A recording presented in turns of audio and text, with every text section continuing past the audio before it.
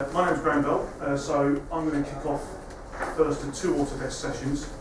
I'll be talking about sophisticated effects in Softimage Ice and hopefully a bit of Maya if we've got time, but we've experienced some technical issues that we frequently do. But so I'm going to do that for about 45 minutes or so, and then afterwards Jamie and Stu will be doing hopefully some of the stuff. The stuff you were supposed to do this morning, but we couldn't get working, so we moved it in here because the screen's better. But it does work because I've seen it work. Yeah. You should have been here about 15 minutes ago. Yeah, right. Nothing worked. Literally nothing worked. So welcome to our world. But basically, they'll be going through some of the motion graphics stuff with Max and Autodesk and so. In the meantime, I'm going to be looking at basically kind of like basically sophisticated effects with software. So. First of all, everybody knows Max, everybody knows Maya. A few of them might know Softimage or SoftImage, as some people call it. And you might have heard of ICE, I'm not really sure what it is, what it actually does. So basically, it stands for the Interactive Creative Environment. And it's basically a framework, essentially, that sits inside Softimage for basically doing all kinds of features, for building stuff inside Softimage. It sits on top of the API, it's all custom code, taps into the API, taps into the application. But the really cool thing about it is that it's node-based. It's visual programming, and you can do some really, really powerful stuff with it. So this is kind of what it looks like inside the package. So it's all fully nodes. Anybody who's used Softimage will be familiar with the render tree, which is our node-based material editor. So we've had that for years. Basically, so we transferred that kind of workflow into ICE. And if any of you have got Maya 2013, then you'll be familiar with the new node editor that we started to add in. That's why that looks kind of familiar. And this is something that we're looking at inside Autodesk across several packages about using node-based workflows and trying to harmonise the kind of workflows so it's not too crazy in and out of the various packages. So basically, it took 3 years to develop ICE to get to version 1.0, and that was back in 2007, effective side. 7.0 as it was pre-Autodesk acquisition, so we're several years on from that, and therefore we've developed it a whole lot further since then as well. So it's, as I said, it's custom C++, and I can't emphasise this enough because people say, oh, it's just Python scripting going on. It's not, it's code, it's actual programming, your visual programming. Now a lot of coders go, I prefer to write in proper code. Fine, you can do so, but if you're not a coder, but you are a decent scripter and a decent TD, then ICE is just for you. You're going to love it basically because there's so much you can do with it. It appears as like an operator to maximize a modifier stack inside the history of an object. So that's kind of how it appears underneath the relevant thing. So basically, you'll see here that this is basically this is a simulated ice stream for particles, and it appears under the simulation history of a particular object, or point cloud, you might say. And it's built from nodes and compounds, and these are all presets inside the package. Compound is really a series of nodes which is basically joined together, and I'll quickly go through that when I do the kind of first workflow, just to give you an idea of how it works basically. And it's parallel processing and it's multi-threaded as well, and that's what, again, most people are now sitting on top of like, dual Xenon, dual quad-core machines and so on. So, some of the applications we've got have been around for a long time. Some of them are getting more powerful as we go on, and we're doing that as well with a lot of our packages. But ultimately, we're trying to harness as much of that as possible. So I'm going to now think out of that and into package. So this is Softimage. The display's a bit funky, so I can't quite see the far side there. Basically, you've got pretty much the lion's share of it. So there's this ICE panel here, which again is a bit annoying, but I'll tear it off here. So one of the criticisms we had initially was people trying to get started with ICE and how hard it is or how tricky it was. So we tried to streamline that a lot more, try to give it more presets. Everybody does presets because it saves a lot of hard work. But the idea is we want to try and get guys going quite easily. So I'll just quickly give you a quick overview of how you can start an effect and how quickly you can build it up and how complex things can get and how you can really kind of start to build things up. So now you've got down here basically simple, most of the modules inside Soft work in a very similar fashion. They're often broken down into kind of, you get things here, you create things here and you modify them down the bottom here. All the menus pretty much stay the same way. So I can get my various primitives and so on. So I'll just go with simple polygon grid, for example, and so on. So I don't mind, I can just go now create. So when I go to create ice, I've got various things here. So we've got some motion tools in here, which have come a free plugin off the internet, which I'll show earlier. They're really cool. So if you're into Cinema 4D, you're going to love all this kind of stuff. Then you've got things like particles. So we've got basic emission, we've got basic rigid bodies, which can do physics or the bullet system as well. And then you've got a number of presets here as well, basic fire and smoke and falling leaves type stuff, just to kind of get you guys going. Then we've got the Goa, which is our multi-physics simulator, which is really, really cool. That was created by a guy called Thiago Costa, and basically is allowed us to implement that into the package. That's basically stuff for doing proper fluids, interacting with particles. And so you can see here we've got foil, jello, and paste. And then you've got things like strands as well, which are really cool. And then down the bottom here, like with most fluid simulations, it works with points, but things you often have to mesh that and turn it into a mesh. And that's what we've got down here. We've got surface and point cloud, and this is using the polygonizer feature. Now this is actually a subset of a plugin which you can purchase on the internet by Eric Moots, and I'll show you some of that as well. It costs like €100, but it's really, really cool. This stuff is very, very good, basically. So that's basically the quickness. So I go basic emission. So straight away, that creates an emission for me. So if I just put this on loop and set it to say 500, and just play there, I've got some particles. And that's it. And off they'll do, and that will be it. And I've got this little pop-up dialog box here, and I can choose number of particles per second, total number of particles. I can choose whether to emit from a surface or emit from, say, a particular point or two. Or maybe even an actual volume. So I'll just do surface. And I can choose the rate, because I can go quite nuts on here, so I'm just going to say 1,000, for example, and straight away it scales up.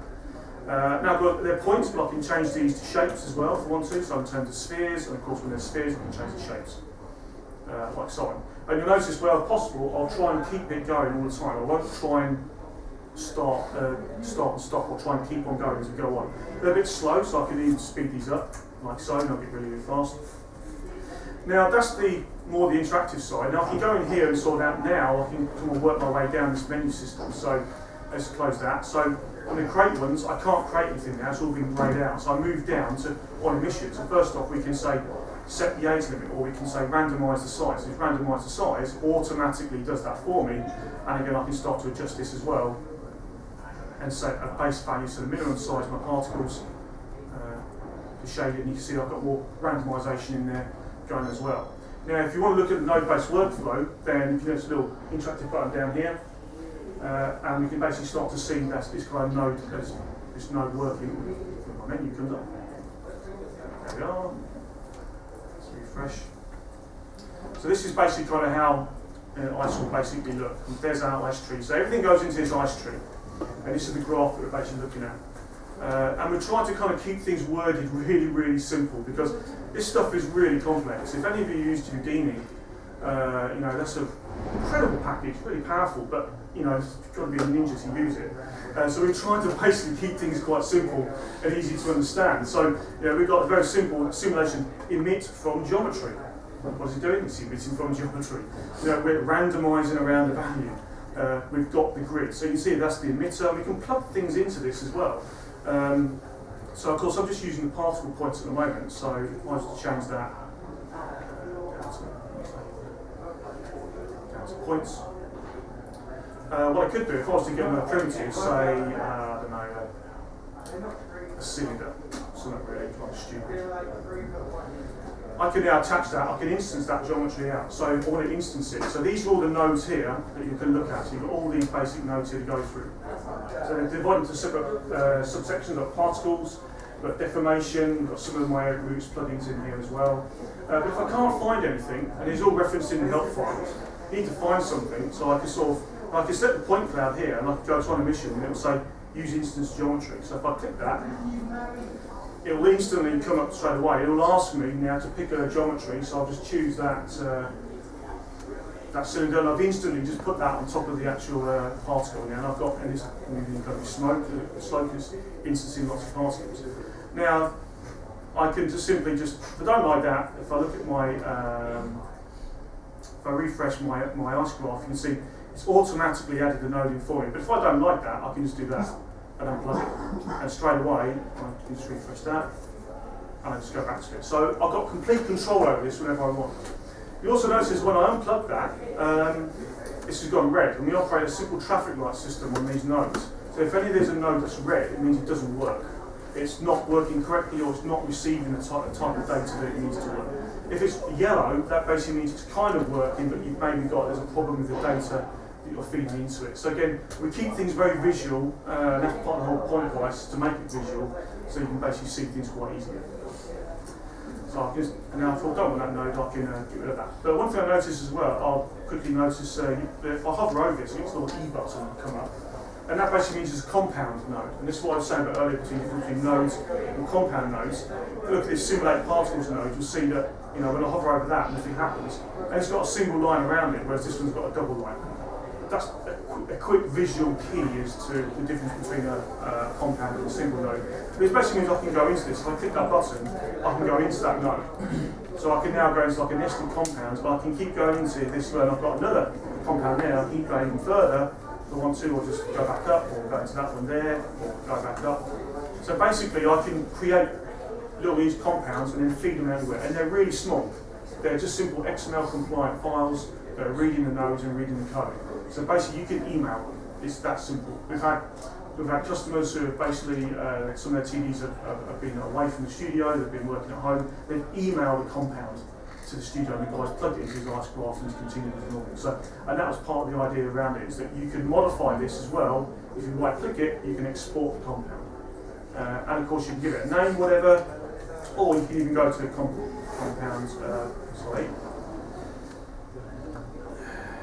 compound properties, and again you can give it a name, you can give it a category, you've even got a version in here as well, so you can start to modify all of these and build up your own compounds, and therefore build up your own presets. So this has gone a bit further. So I may want to sort of go a bit further now with the point cloud. I could start going in and plugging extra stuff in here, but I'll change, say, I'll set the age limit of the particles. So again, this will give me a difference between, say, frames or seconds, and I'll just go frames, and I'll set it to, say, 100, for example. But nothing's actually happening. I'm going past 100 frames, but my particles are not dying. And the reason for that is that I haven't told them to die at 100 frames. So this is an example of how you're setting data on a particle, but you need to give an instruction. Because, okay, I've got a lifespan of 100 frames, now what? Do you want me to stop at 100 frames, or do you want me to keep on going? So therefore you have to give it an instruction, and that deletes that age limit. So when I do that, basically now, if I start at the beginning again, they'll now stop at 100 frames. So that's all very well, but it's a bit uniform. So again, if you look at these nodes, you'll see they've got these ports around here, and again, that means you can plug data into that. So this randomise around value, I can just put that in here and just streamline that. So I could say randomise the value by range, or I could just, if I just say put in value, it will instantly filter out any of the kind of nodes that have got value in it. So I could then turbulise around the value, or I could turbulise value by range. So this is another thing about ICE is really good, is that you can start playing around with stuff. So I can say, let's try the randomised value by range, let's plug into that. And straight away I get that, it doesn't really kind of seem to work. So minimum value, you're thinking, oh, that's not very good, that hasn't really worked at all, so maybe I just set it to say, okay, that's not too bad, but I want to unplug that, I don't like that, I'll just unplug that, let's try and turbulise compound. That's the same, turbulise. And also, so that's at 50, and of course we can animate those particles as well. Now also these little green buttons or blobs next to it, you can animate these. Just about any parameter in Softimage can be animated. So of course what you can do is just right click this and you can set a key factor. You can even set an expression or even code a scripted operator or link it to another property as well. So this again, it only enhances the actual control you've got over the actual particle system as well, or any one of the parameters. So again, I think I don't like that. I'll say turbulise. Brilliant. Turbulise. That's going on.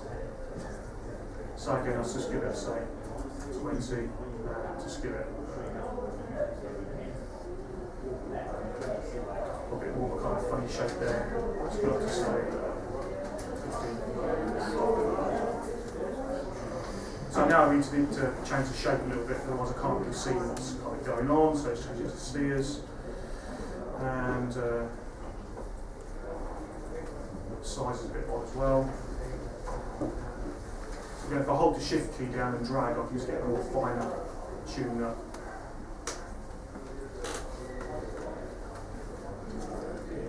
So of course that's looking fine, so all I can do is go to the emission again. I can sort of maybe after the emission say, the turbines have lost it there, I could have done it there, or I'll do it there, let's just see what that looks like. Oh, crazy, there we go. So again, you can see how nuts this can kind of get. And again, all the time, it's in the viewport, and I can start changing this as well. So again, I can still go to here and set this all to 800 if I want to. It'll really go crazy. I'll just rain it a little bit. I may want to say, okay, this may be modify the colour, so we get more gradient on there. So again, I'm going, and I can sort of set this to whatever I want. So,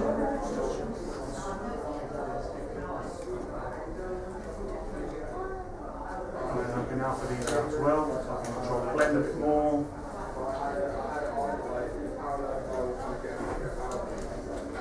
Don't quite know what this effect's meant to be, I'm just messing around. But again, I can start to go a bit crazy. So now we can have some forces and gravity. So we can have maybe go down the gravity in there. So we'll do that straight away. You know, obviously gravity's affecting it, but of course we've got strength here as well. So again, we can sort of choose to kind of maybe make it a bit less, or even just like really increase it, so nothing actually happens. Can those be connected to a physics node? In what particular physics node do you refer to? So, for example, could they bounce off each other? Oh yeah, it's easy. So basically what I can do now is that's when the collision comes in. So I can do bounce off the surface, but of course I need a surface. So of course if I was to basically now create a polygon, let's just choose another grid, for example, and just make this a little bit larger, like so. So I select point cloud, collision, bounce off surface, or leave surface, so we'll choose that one there. I need to change perhaps the gravity. So now the thing's getting a bit complex, so zoom out, right click, rearrange. Yeah, and we just take that. Okay.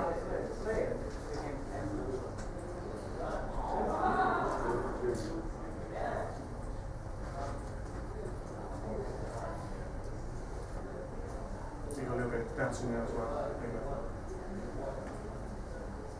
So of course this would work with geometry as well. So if I instance the geometry as well, that would also bounce and collide with each other as well. Of course what I could do if I really wanted to be cocky is that I could actually, you can spawn particles on collisions as well.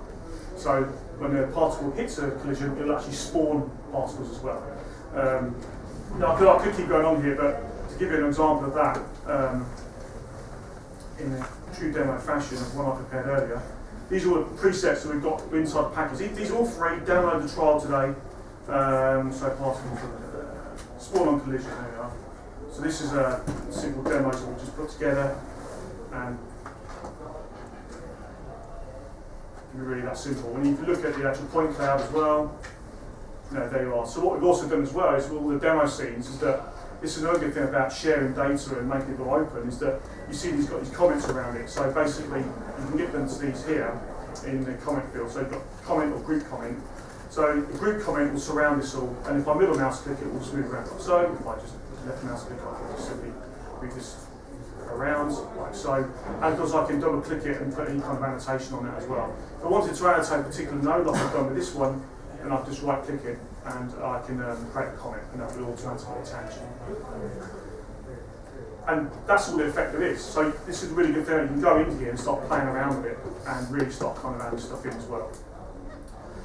So that's just a basics of how you can quickly build things up. And of course, with any point clouds, you've got to think about simulation and also caching. So inside the simulation menu here, we've got Cache Manager. And this is where you get the kind of interaction with Max and Maya really comes in handy, because what we basically did recently with the right format is that we've now got Maya's Mcache support, which is also supported inside Max. And I think what happens is that when you do cache into Max, it goes into the particle flow tree, and it's just a variable you set. You can display it in crosses or points or spheres. So then it's just a cache, and then you can then do whatever you want with it inside Max in your usual way. So again, if you've got Max and think, oh well, I don't really need this, but you can use this for basically doing your simulations, and then basically put it into your main core package like Max or Maya, and then continue with the workflow as normal. So again, you can add the point cloud in there, you can go to additional options and start adding all the different variables for your caches and so on, and you can simulate all that out as well, so it's really powerful. So what I'll do now is very quickly is just show you an example of what you can do if you're a bit nuts. Basically, well, this is I'll be a bit quiet. So it's a Subaru commercial done by a German studio called Softimage, which is a bit actually.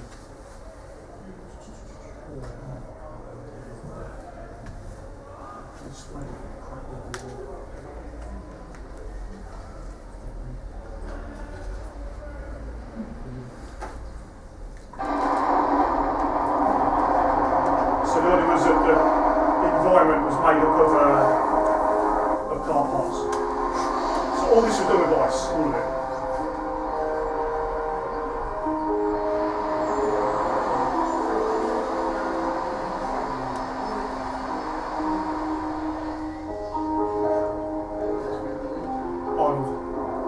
Arnold rendering. Sorry? Arnold. You not heard it up. So, sorry, the question was what this rendered in. It was rendered in the Arnold renderer. So if you don't know what that is, it's a renderer which basically was developed by Softimage Maya, and the guys split from that and have now got their own icon called Solid Angle. But unfortunately you can't buy it off the shelf at the moment because it's in a beta. It's been in beta for forever, basically, for the past year or two. But you've seen a lot of commercials work at the moment, being done in Soho, a lot of that's done in Arnold, because a lot of those guys are Softimage users. So guys at the Mill, guys at Passion as well, again with V-Way as well, so there's quite a lot being used. But what I wanted to kind of highlight was this dandelion effect. Because this is a perfect example of how you can use ice quite extensively. So what I can do is I'll just give you a quick view of how you basically go about creating a scene like that.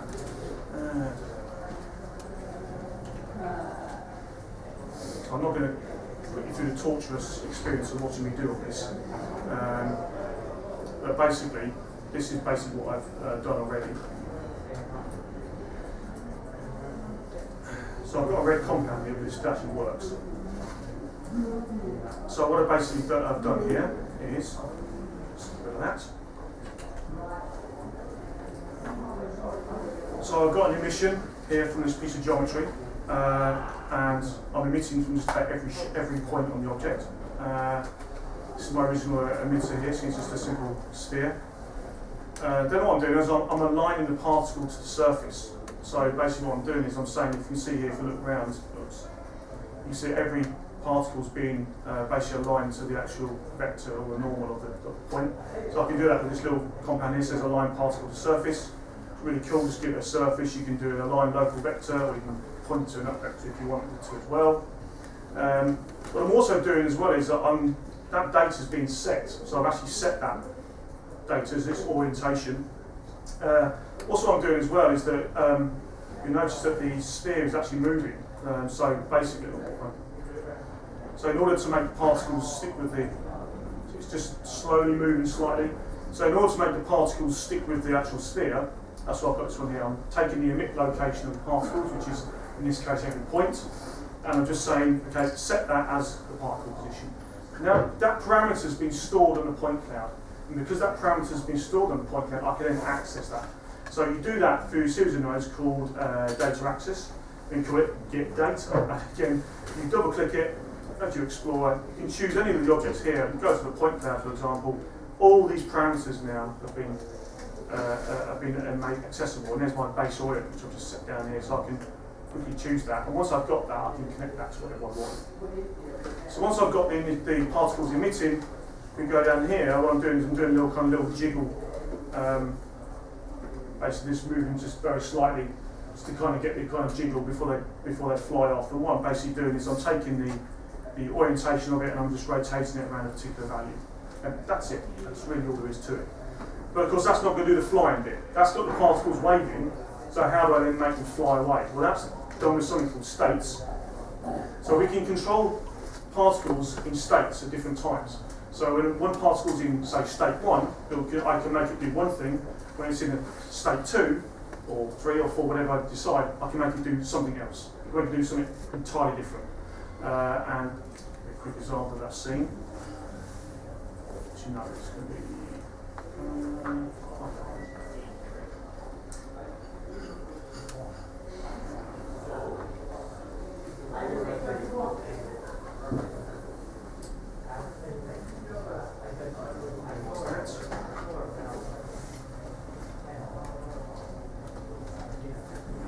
Oh. So I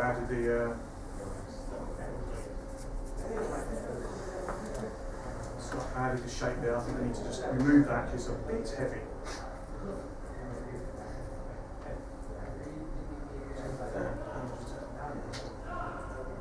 There we are.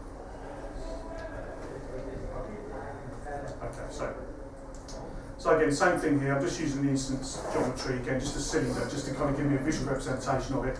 I just plugged in the actual dandelion asset, basically just to give you an idea of what it looks like. But I'll play it back now, it just won't work. So what I've got here is I'm using the state system. So basically, if we were to sort of do the wireframe,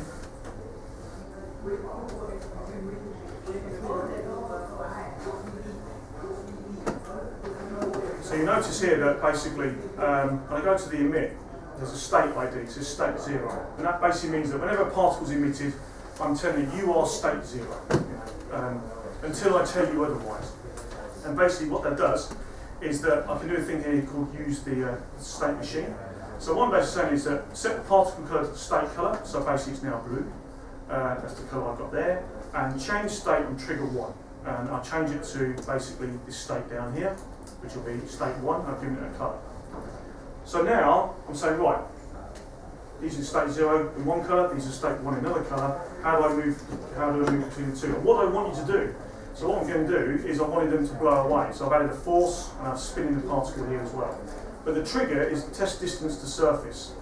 And what that basically means is that this hidden sphere here, just there, is basically, this will test the difference to the surface. This is animated, this sphere. So what I'm going to say is that whenever this sphere moves within a certain distance of this surface here, that's your trigger. And at that trigger, you switch states and then you fly away.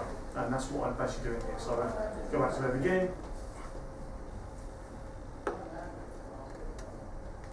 And so that's it. So you can see basically there, when it changed colour, that was when the particles were changing state. So if I was to essentially, this say if I was to undo that, and undo that, and now do it, they just do fly off and wherever. And the reason for that, and they don't do anything at all, and the reason for that is they're going, okay, I've changed state 1, what do I do now? I don't know what to do, I'm just going to go and disappear. And what they'll do is they'll revert back to their original emission state. So this is really powerful when you can basically get things behaving in certain ways and states working different. It works with shapes and objects as well. So as soon as I could attach another instance geometry to that object as well when it changed state. So I could flick a low res to a high res, for example. And this is where you get into a really kind of quite powerful effect when it comes to basically doing stuff inside ice. So it took me about a day to put this together really, because I had to dissect the scene that I got from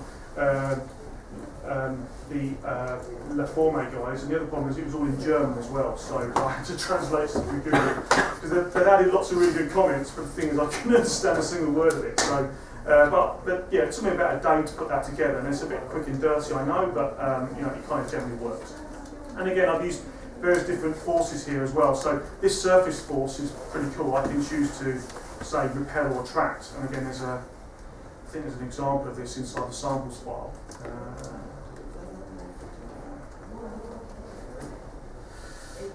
Surface interaction. I can't find it now. So again, what I can do here is kind of just play. This will be pick. and this is really simple, little compound. I'm emitting from the volume, and I'm just basically saying, stick to the surface. So if I take this,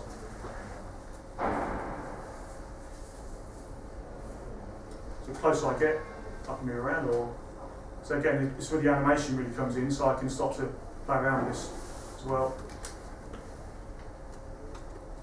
And again, this is being attracted to that particular sphere. So of course, if I'm animating this as normal, I've got a better effect. You can begin to see how you're combining particle system with state system behaviour, and also basic things like collisions and objects and animations as well. So this is when you start to really kind of begin to see the kind of with the power of ice behind it.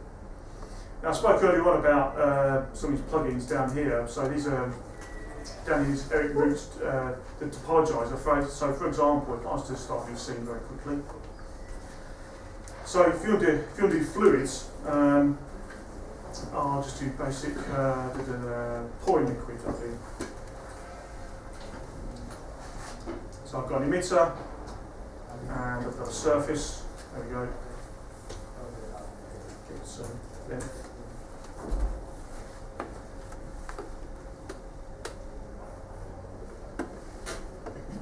Okay.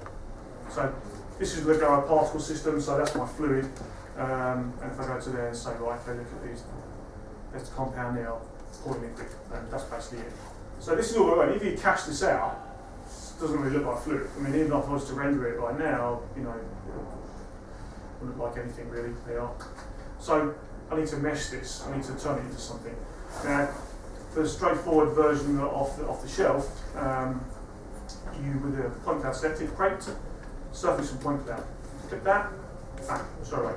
Back quickly. So this is a subset of polygonizer, and again I can choose this if I want to, detail. And this is real time as well, so I can go back in. So granted it's a bit blobby, I know, but again you can start to maybe mess around with this as well, so just smooth it off.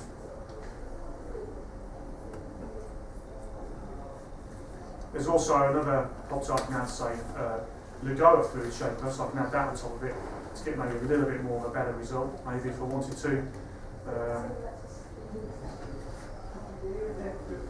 This is just a subset of an existing technology. So if I was to go and say model Polymesh Polygonizer 4, this is the actual plugin that you can buy from Eric Moots, which is, as you can see, there's a lot more options here basically. I need to whack up the level of detail up so I can actually see something. There we are. So it's behind the point cloud. You can see I've got a lot more. And that's going to go really slow.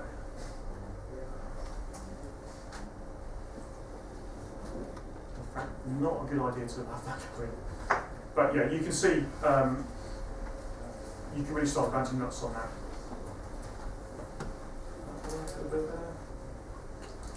So this is where you really need a powerful machine. This is just a quad-core laptop, really. It's about 3 or 4 years old now, but if you get a really beefy workstation, this really does go pretty quick. And again, the more cores you've got, the better. So again, I can choose things like primitives as well if I wanted this as well, and that will interact with that surface. But the main thing is you can cache this out. So as soon as you cache it out, you can do whatever you want with it. Basically, but there's a whole bunch of demo scenes that Eric has provided to me, actually, which are pretty good.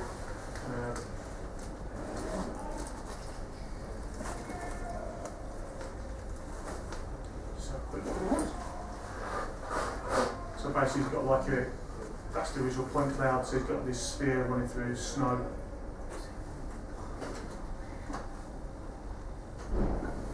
And also make it stick to the surface as well. The actual plugin is only like €100 or something. It's nothing really compared to what it can actually do. Again, it's running a bit slow, but again, you can see that it's actually detaching the mesh there as well. Not to that. Is it used with N-cloth, well, that's the difficult thing when you're doing with caches, because this will be then a geometry cache, so you need to have the geometry there for it to interact with. So you can write out the geometry cache from Soft. in a few ways. You can do it from here, or you can do the animate menu. You can do plot cache manager, take the same thing.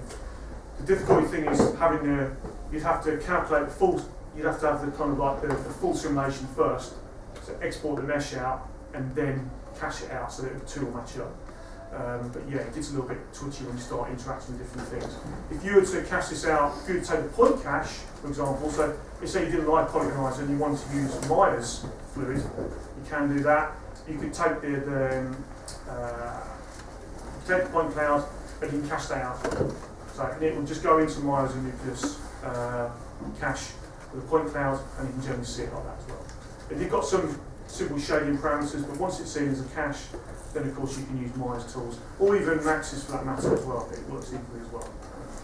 And that's what we've tried to do is, we know that there's more Max and Maya guys out there than Softimages, but if you add this to your pipeline as well, and you've got something like a suite, then between those two packages, or three, if you've got an ultimate suite, you've got a pretty powerful set of tools which really gives you quite a lot. I mean, hand on heart, I would say that these particles are pretty much can be a match for Houdini, but Houdini can do a lot more other stuff as well, admittedly, and I've got a lot of respect for Houdini because I've used it before as well. But yeah, I'd say hand on heart particles are equally as powerful, but again, Houdini's got a few little bits as well.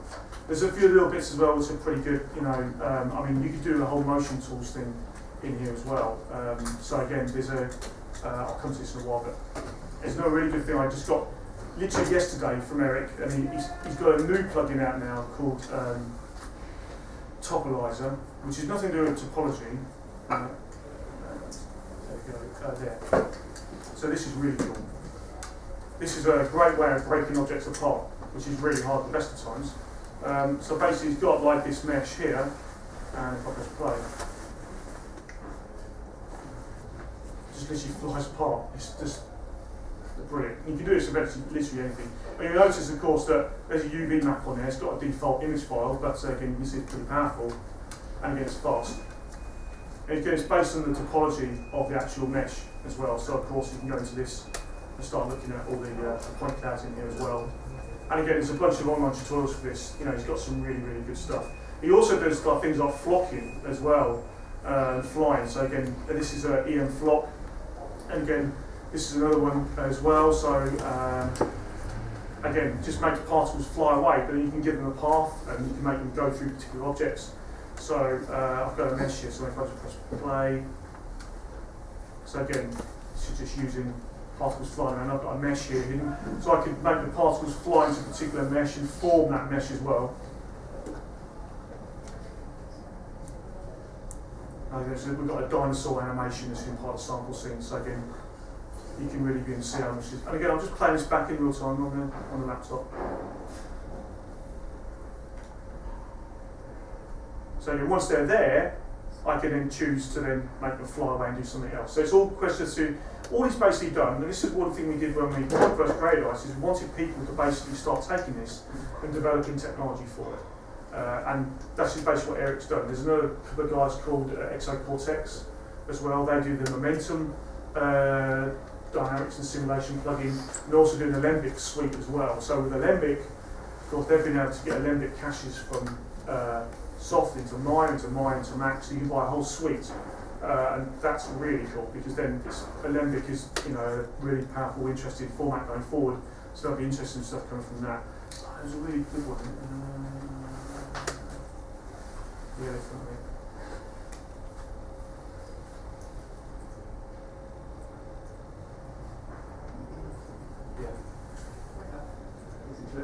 Yeah. So basically, I can make the particles that go into the elephant, but then I can just move this around. I can stop trigger it.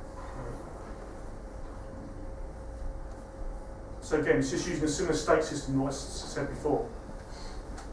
And again, once they're now flying away, I can give them another state and tell them to do something else. So they can morph to the dinosaur if they wanted to, or morph to another object, or they just fly away into where.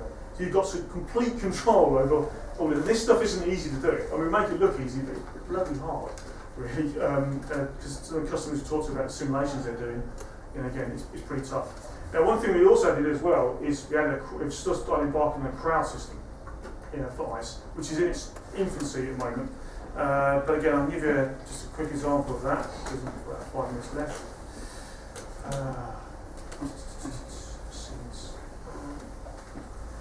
Alright, so what are we crowds? Food fighters. So again, in its infancy, we've just done an initial framework. So we launched this for 2013, and we're looking to try and basically do crowd in a snowstorm and fog. Okay.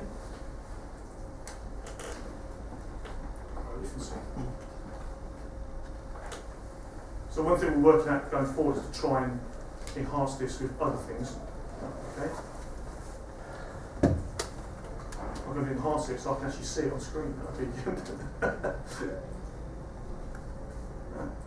Okay. Doesn't want to work. Okay, fine. Do that. Do that. I'll try one more scene and then I'll just move on. Most amazing crowd scene in the world, and I can't remember it. Really good. Was it in a snowstorm, right? There's a. Okay. Yeah, so I'm moving on. Yeah. Okay, so I'll finish this off basically.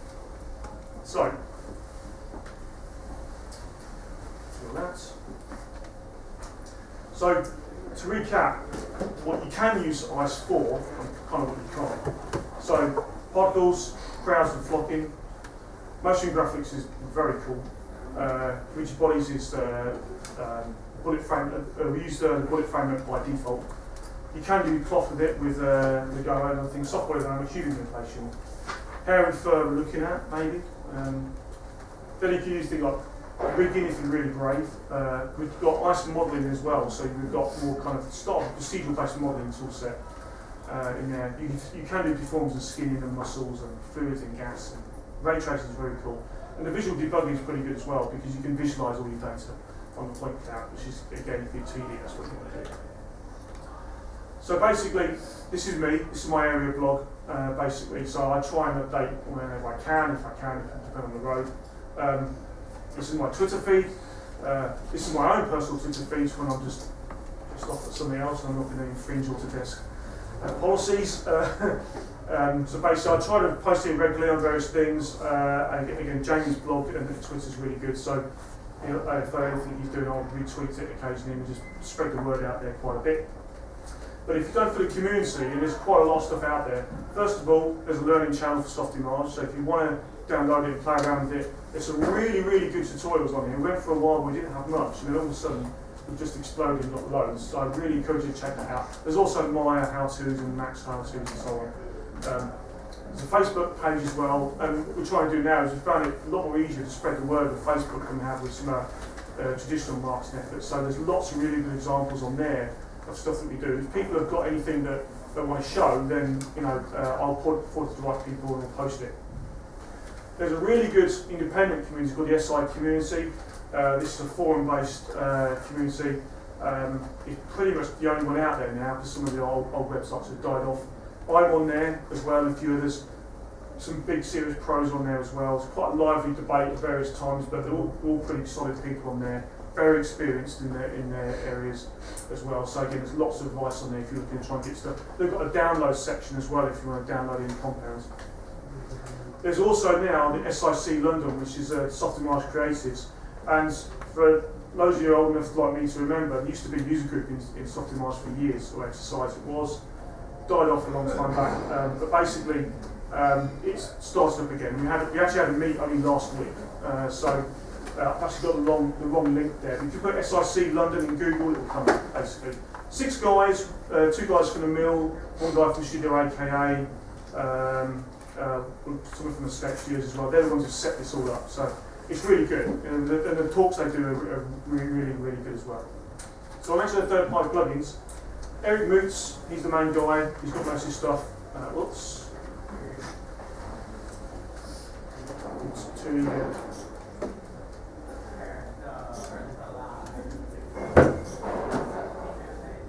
That's just my picture a bit odd. So exocortex.com as well. This is both there. their web pages. And these guys are really good. Ben Houston, the guy who founded that, he created the Krakatoa renderer originally. It was one of the original devs, so that's his own company now. They're both very, very good. Motion Tools is, I haven't really showed it much, but Gustavo is a brilliant guy. Download this, basically. This is Cinema 4D for free, I call it. But it's got a lot of the cool functions in there that you can do with it. Great for doing motion graphics, attaching geometry and just general stuff, really. That's completely free. You can download it now. It's great. For more standard plugins and stuff like scripts and anything to do with Softimage, there's this ray.de /XSI. It's a website in Germany. This guy's somehow pulled all the stuff on the web to do with Softimage and plugins.